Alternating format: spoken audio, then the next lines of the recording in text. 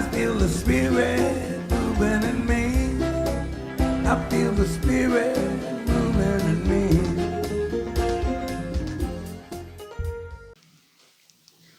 Well, it's great to see you today. It's so wonderful to have so many people here on Sunday morning. Wow, we've been dealing with our summertime crowd, which is sometimes not so abundant, but it's great to have you here and great to be with you. I'm dedicating this service to my friend Max right here, who I just heard that he is leaving Maui at the end of the month to go and be with his family, who will love him and take care of him and bless him. And my first friend on Maui.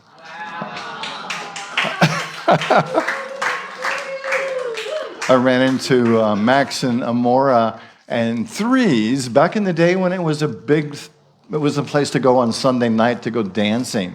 And we ended up sitting together and figured out that we were all looking for a place to live.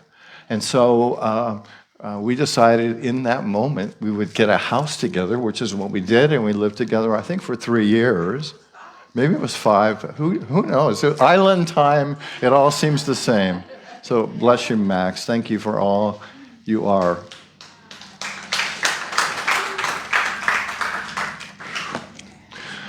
All right, let's see. Where do we go from here? I need a little help.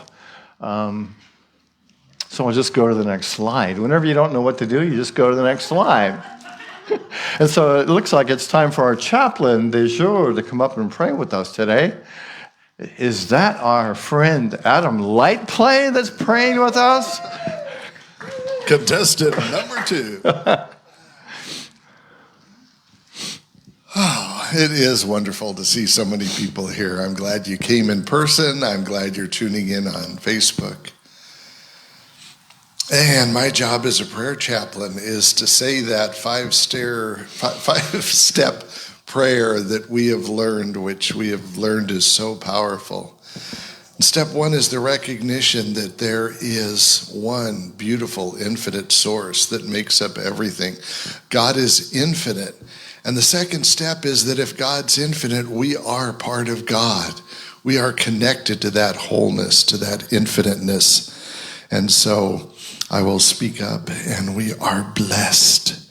We are blessed to know and remember that we are part of this wholeness. And knowing that we are part of a wholeness, we know that the thoughts and desires, that shining light within us, like Blaine mentioned in the affirmation, is there shining within us to reach out and help others remember the light within themselves. And so we know that every laugh, every step we take, every casual movement we make is actually a sacred blessing because we are remembering each other and recognizing each other. We're so grateful for the lifetimes of teaching and love and prayer and meditation and wisdom and sound bites and memes and everything that constantly remind us of the truth within us, that constantly give us the opportunity to remember the wholeness. We're grateful for all those reminders that we are surrounded by, and we're grateful for all the people who shine their light and walk that way. So knowing that we are part of something beautiful, unending, sacred, joyous, playful, and whole, we gently release, knowing that every step we take today will be another small step in reconnecting and remembering the truth of the wholeness and the love that we are. And so it is. Thank you. Thank you, Adam Lightplay. I like to call him Adam Light Pray. Because when he prays, he connects with that light of spirit and helps us to remember the truth of who we are. So if you would like a Adam Lightplay to play with you in prayer after the service, he'll be around here, and he would be honored to be able to pray with you. I know. All right, and next on our agenda is the Daily Word. It looks like Emily Goss is reading the Daily Word today. There you are. Belong. As spiritual beings, we all belong in the heart of God. A true sense of belonging is one of the best feelings in the world. It's knowing I am at home, fully accepted just as I am, and valued for my unique contributions. Today, I celebrate my belonging as a divine being, a child of God. No matter my station in life, my personal history, or my particular circumstances, I am a valued member of the human family. I extend this understanding to all others. I look beyond appearances and even my own preconceived notions to see my fellow divine beings. I honor their unique gifts, just as I would want them to honor mine. We belong together. We belong to one another. We all belong to the family of God. I ask not only on behalf of these, but also on behalf of those who believe in me through their word, that they may all be one. John 17:20-21. All right. Thank you. Emily, you'll be available after the service to eloquently read anything that you'd like to offer her to read.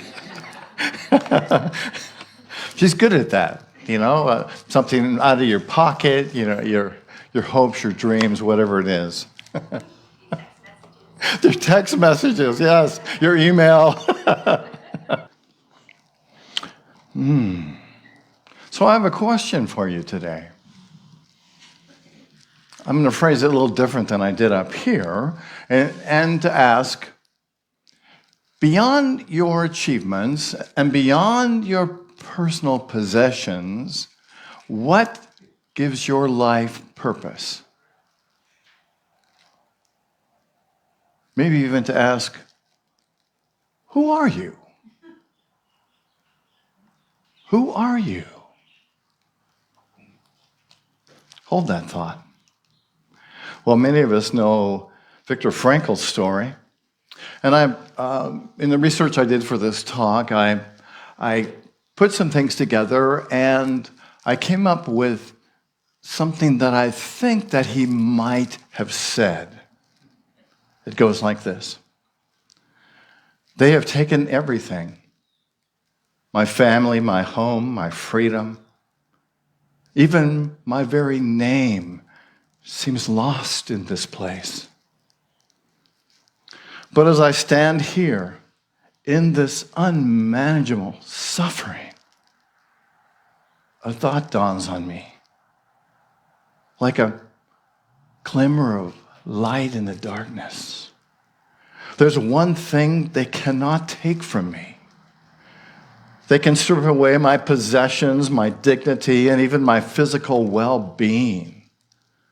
But the power to choose my response, my attitude, remains mine alone. That freedom is untouchable. Even in the face of cruelty and despair, I can choose how to meet this moment. I can choose to rise above hatred and fear and above hopelessness. I can find meaning even here in how I respond to this suffering. And it is in that choice, how I confront my fate, that I discover my deepest humanity. No matter what they take from me, they cannot claim my spirit. My spirit, my ability to choose remains my own.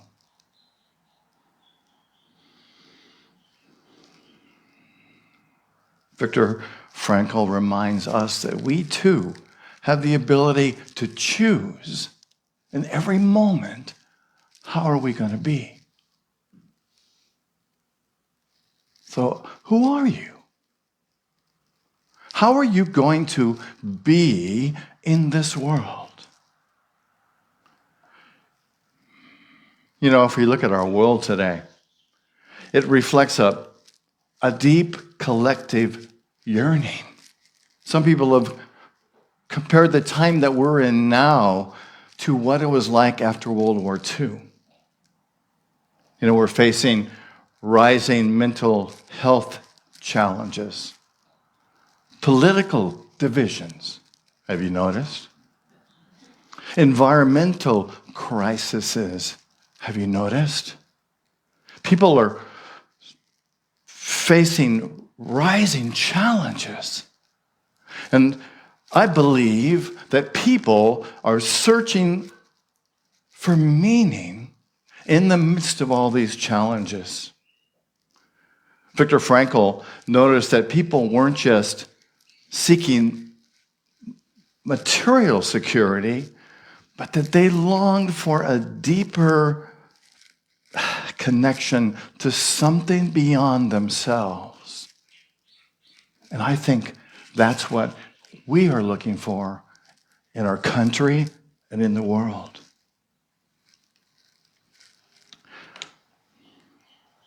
Frankl said, humanity is searching for more than ever. Mental health issues like depression and anxiety are more common now than they have been in recent history. Even with all the wealth, many feel spiritually unfulfilled. We often feel disconnected. Anyone ever feel disconnected from yourself, from the world, from what's happening, from each other, from your purpose?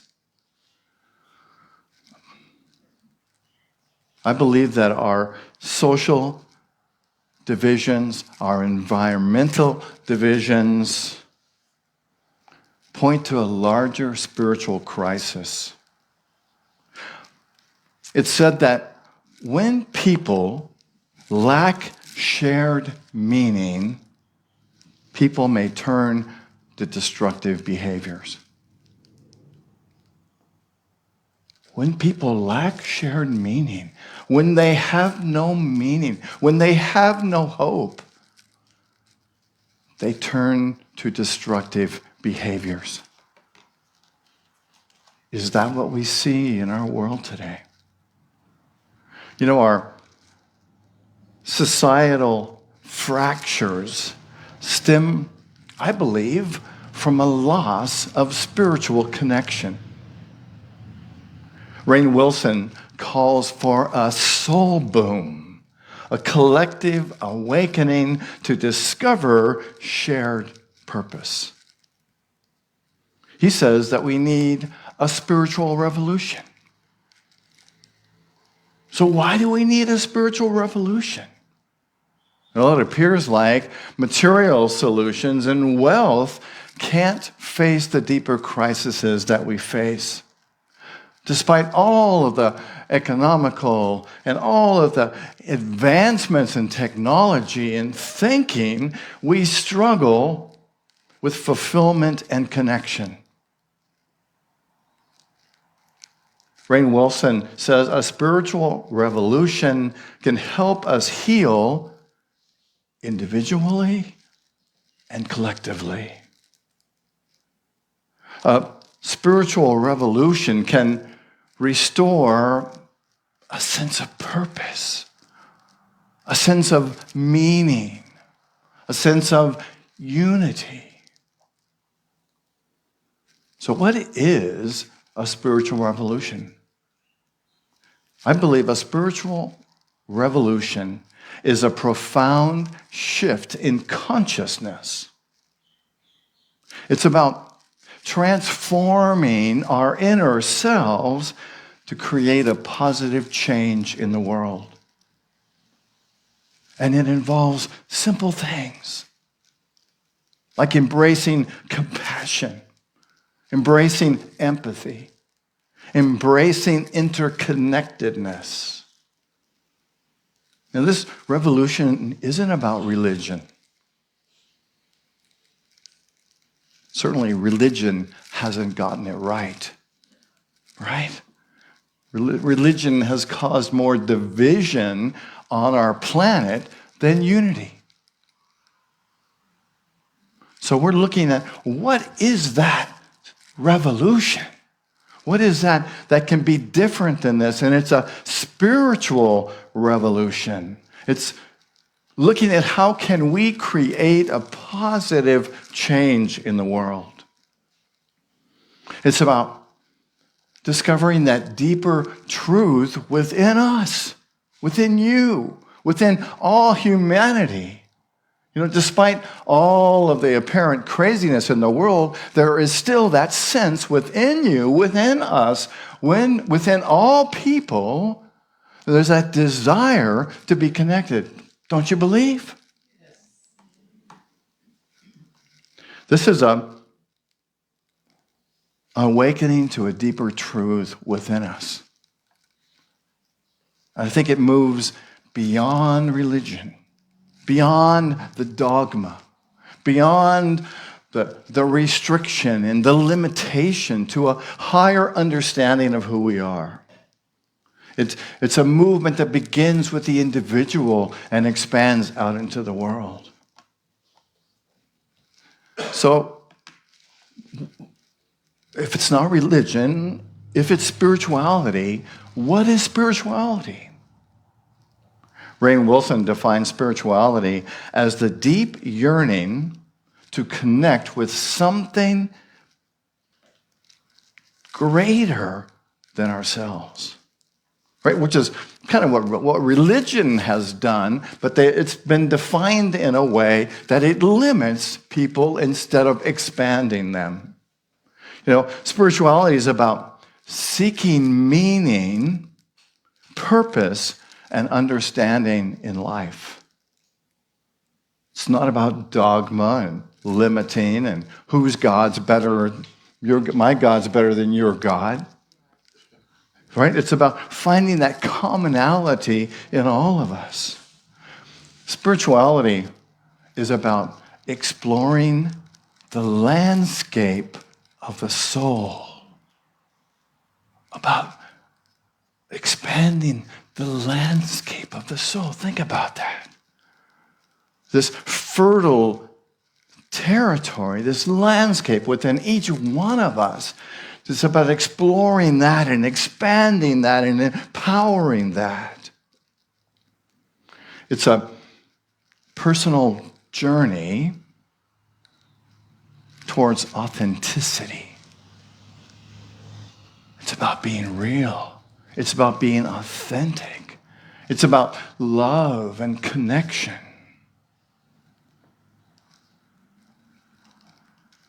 Today, we're beginning a 5-week series that I'm titling Rising Together, a spiritual revolution for modern times. Over this 5-week series, we'll explore ideas from Rainn Wilson's book, Soul Boom. And in this book, Wilson calls for a spiritual awakening to address the deep challenges that we face as individuals and as journeyers on this planet. And we will journey into embracing a revolution rooted in compassion, unity, and spiritual growth. So this talk is titled The Call for a Spiritual Revolution, a revolution that begins with each of us. A revolution that calls us to a higher place in our lives. A revolution that calls us to expand to that allness, to that amazing, beautiful power that we have. A revolution that calls us into this place where we view all humanity, all paths to God as sacred. And we'll be drawing from people like Viktor Frankl and other luminaries for wisdom and stories and assistance in how can we get to that place? What practices can we have that are going to allow us to embrace the spiritual revolution? And we'll explore how spirituality can heal us. We're going to look at what can we do to raise our consciousness enough so that we become spiritual healers in the world. And it's an invitation to consider that there is a deeper potential behind the things that we struggle with. And we're going to look at practical steps that we can use to ignite our spirit, our soul, to create change in our world and maybe the entire world.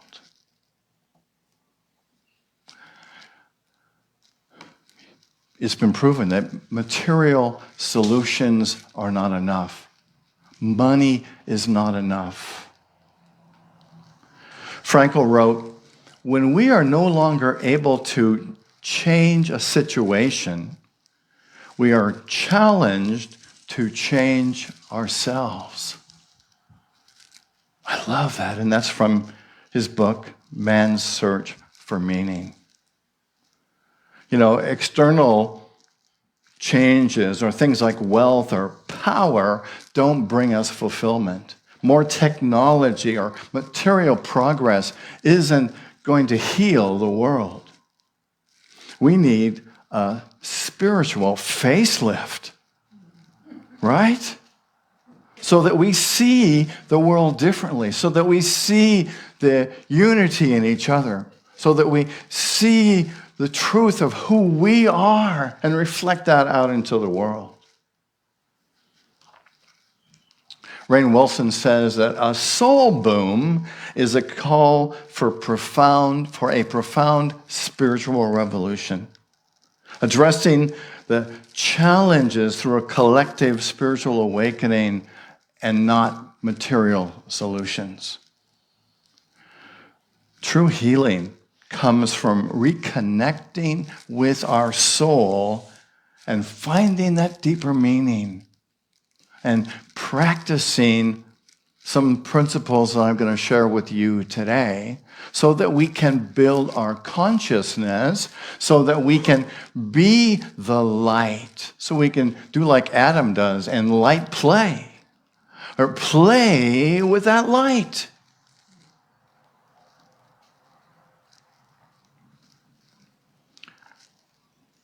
Viktor Frankl described the human spirit as capable of growth and transcendence, even in suffering. Frankl's discovery of finding meaning in dire conditions mirrors Wilson's idea of a soul boom. And Wilson invites us to ignite that light in your soul, to magnify the power that you have, that we have, to heal ourselves and transform the world. Now, does this mean that we have to be totally healed to do this work? No. But what it means is that we will be healed in the process of being healers. That we will be healed in the process of changing our thinking, right? Changing the way we see the world, changing the way we see the challenges in our lives, and bringing that light, that spirit, that love to those situations and letting them be magnified out into the world. Spirituality can heal individuals and society.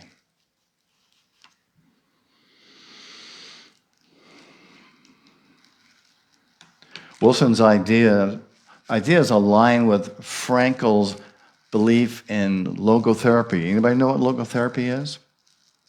Logotherapy is what drives human life, right? Freud used to think that pleasure drove human life. Frankl believes that the pursuit of meaning, of passion, drives human life. That is the basic energy that is pulling us forward. The pursuit of meaning. You know, the human spirit, the human being, humanity can transform the challenges that we have by discovering our purpose. Who we are. I asked you earlier, who are you? Who are you? Who are you?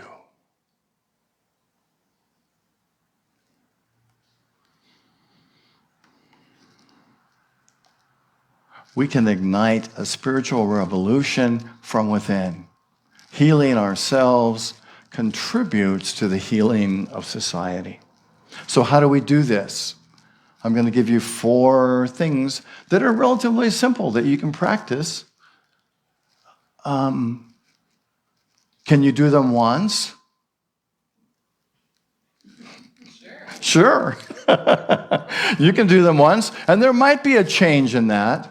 But as we know, most spiritual healing happens through belief and repetition. It takes practice. So all of these things I'm going to suggest that you do are things that you must practice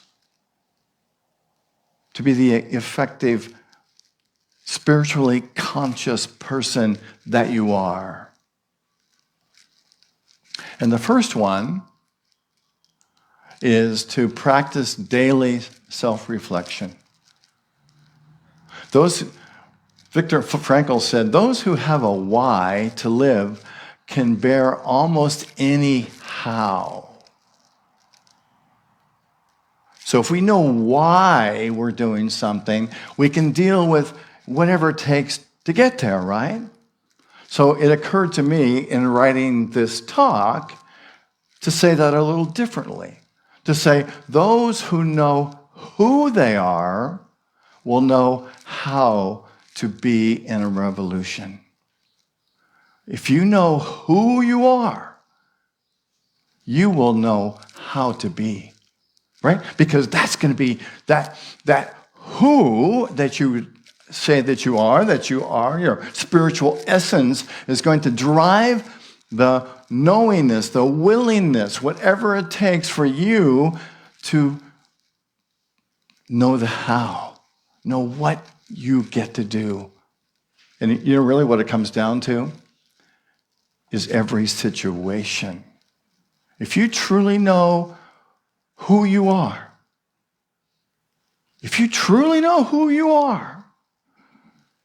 do you have to ask, how do I handle this situation? No, because you know that you are love. You know that you are light. You know that you are truth. You know that you are powerful. And knowing who you are, you'll know how to respond in every situation. So the first practice is to reflect daily and ask yourself, how did I do today? How did I do in this challenging situation? Did I go off the rails? Did I handle it beautifully? And to make it a practice of being aware of how you're doing, how you're feeling, what are you thinking? Because we are all Buddhas.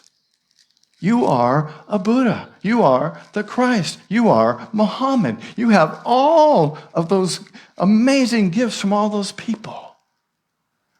And you know how to be with that realization.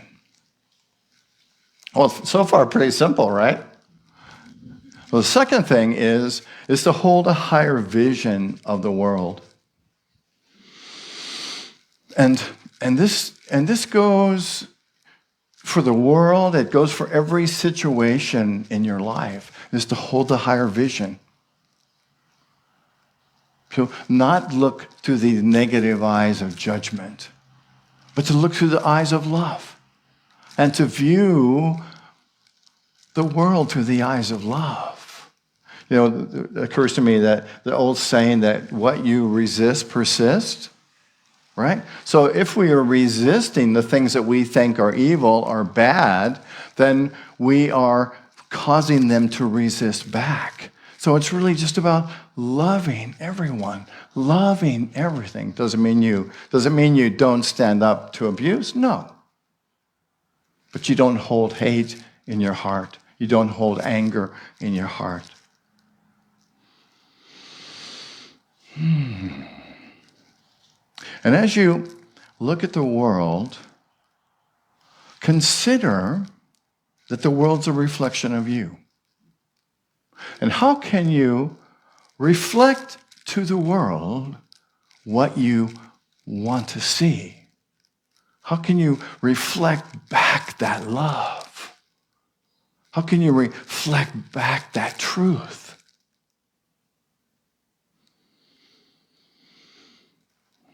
Take a breath. These are so simple, aren't they? Frankl wrote, "In some ways, suffering ceases to be suffering at the moment it finds meaning." Right.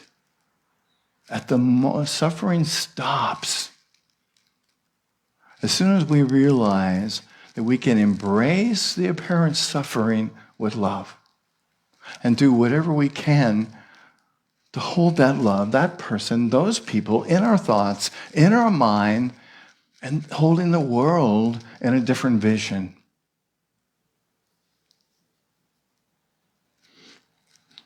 What came up for me in writing this was our hesitation ceases at the moment we find meaning. Our hesitation to act disappears at the moment we realize who we are. Remember who we are. That hesitation goes away because now we know who we are and we know how we're going to act because we found meaning.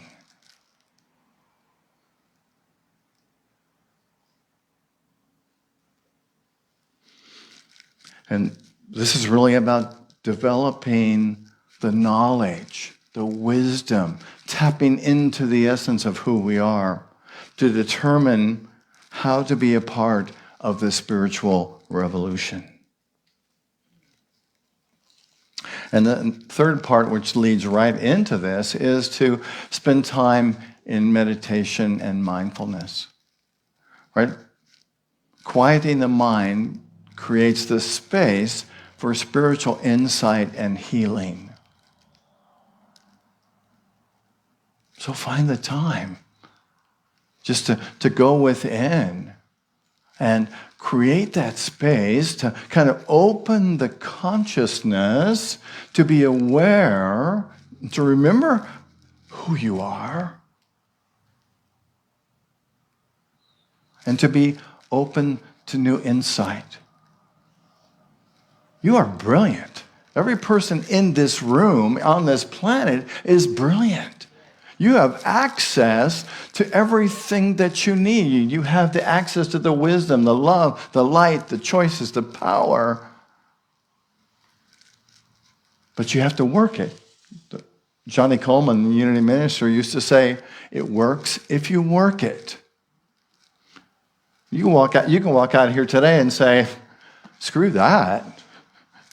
Or you can say, "You know what? I'm going to embrace that because I know at the center of your beingness, there's a desire for you to be all that you can be, right? I know it's there. Does it take work? Yes. Is it easy? No. But those of us who choose this spiritual path do so because we're pulled by a higher good, a higher truth, a truer essence, by a love that pulls us.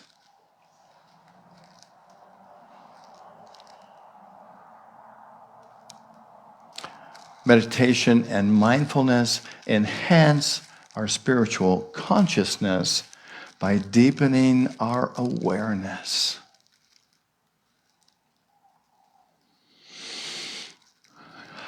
And the fourth thing, you're probably thinking, thank God, this is the end of all this assignment that I get. The fourth one is to commune with like-minded people. Talk about these ideas with people like ourselves. Explore them. Talk about the challenges that you have with them. Talk about the victories and the growth that you have, and encourage each other on this path. Right? This reinforces the togetherness needed for a spiritual revolution. Because we need to pull together. We get to pull together in this spiritual community to engage in meaningful conversations. Join a interfaith group or an interspiritual group.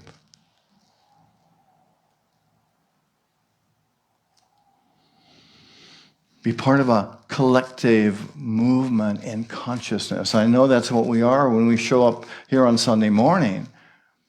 We're saying to each other, I'm with you, I love you. Yes. There's an amazing opportunity on this planet right now, on this island right now, for incredible, powerful healing.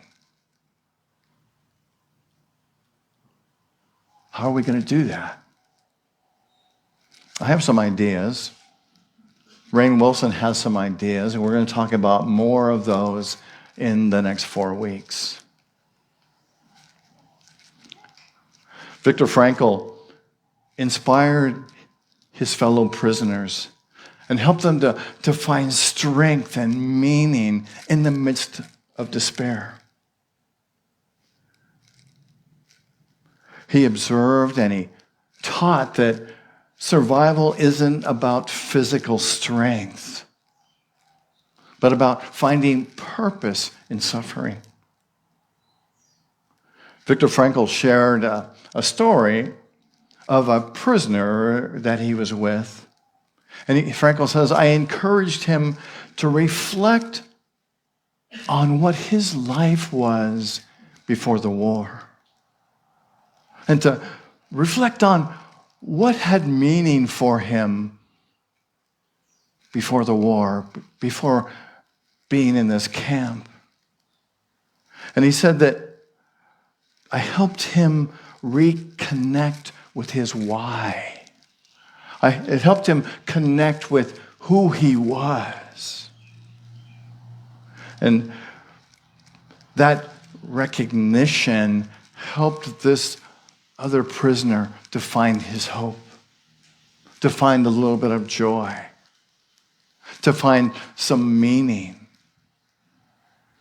This story reminds us that we can choose how we respond to situations. So, how will you choose to respond to who you are? Just as Frankl encouraged others to find their why, to find their who, I encourage you to find your who, to discover what gives your life purpose beyond achievements and possessions, because this is where the spiritual revolution begins. I invite you to reflect on your values, your passions, your desires, and consider how you can make a difference in the world through service, compassion, prayer, greater awareness. Each of us has the power to create change by changing ourselves first. And the beauty is that it's not that much work, right? Because when you discover who you are, you will know how to do and be pulled by your own spirit to do what you get to do. So the 4 core practices that I suggested for you today are part of creating this revolution. So today, I invite you to begin this journey, to ask yourself, what matters to me? What can I offer the world, not by what I have, but by who I am? This is the sense of a spiritual revolution, a revolution that starts within and radiates outward, healing the world one person at a time. So let's rise together and embark on this journey of transformation. Who are you? When you know who you are, you will know your how.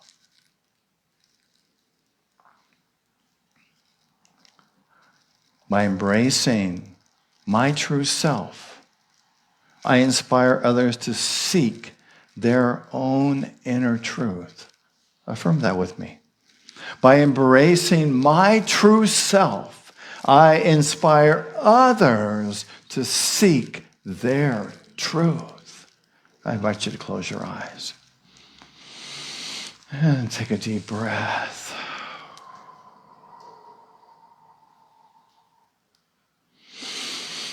Breathing in and breathing out.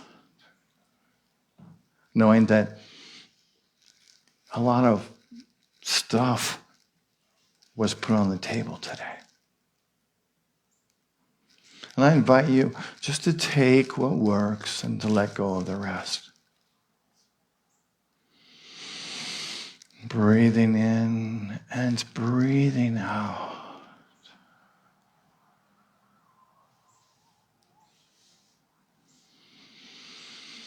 And imagine that you can peel away all the stuff, all the layers, all the thoughts and the feelings, all the energy, and appear at the center of who you are.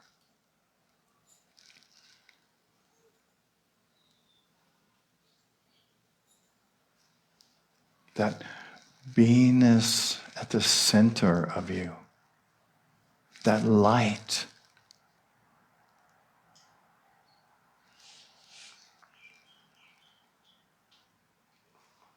that truth.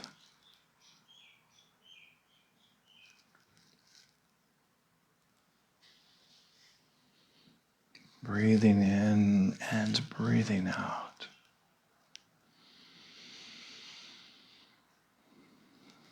Imagine that this center, this light, is all that you are. Imagine that it permeates every thought, every space, every cell, as pure light, perhaps, as love, as joy.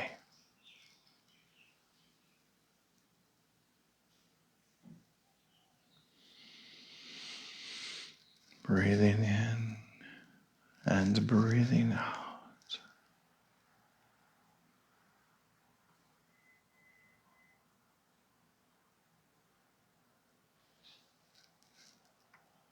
And let's just embrace this moment in the silence for a short time.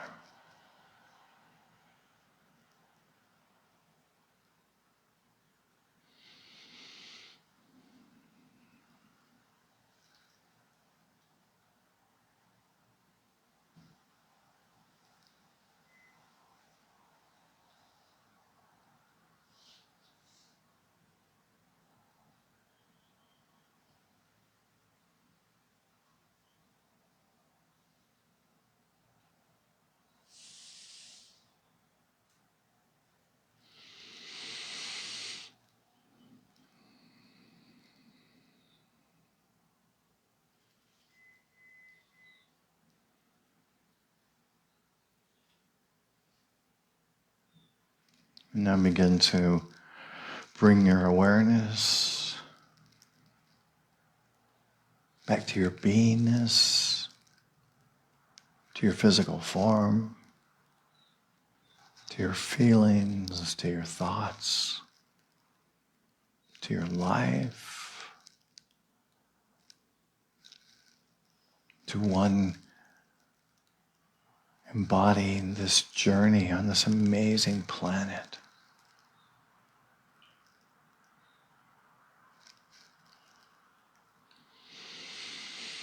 Breathing in and breathing out. And I invite you to begin to bring your awareness back to this moment and to open your eyes when you're ready.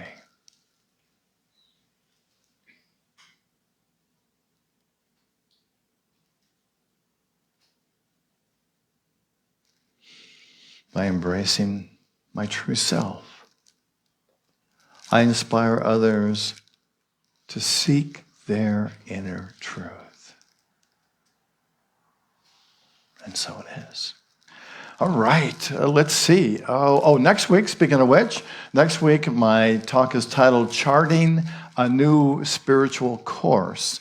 And so I'll take some of the ideas from Soul Boom and from other sources out there and start to look at what does this new spiritual course direction look like.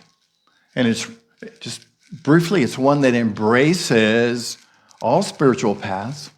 It embraces science and technology, and it embraces love. And basically, it embraces everything that you can possibly think about that is good and advantageous for us and for our world. I think it's a huge vision, one that we can hold, one that we can work towards, and I believe one that we can achieve. So that'll be next week. And other than that, do you guys have anything else? Anything? Anybody else have anything? Max and Amora, stick around. I want to get a picture of you before you go. And everyone else, I want to give you a hug. So come on up and get yours. Adam's here to pray with you. These guys are here to make music for you. And so why don't we stand? And we're all here to love each other. And why don't we pray for ourselves, for this ministry, and for the world, the prayer for protection. And then we'll create a circle and we'll sing the peace song. So for ourselves, the world, and all life, let's pray together the prayer for protection, which begins. The light of God surrounds us.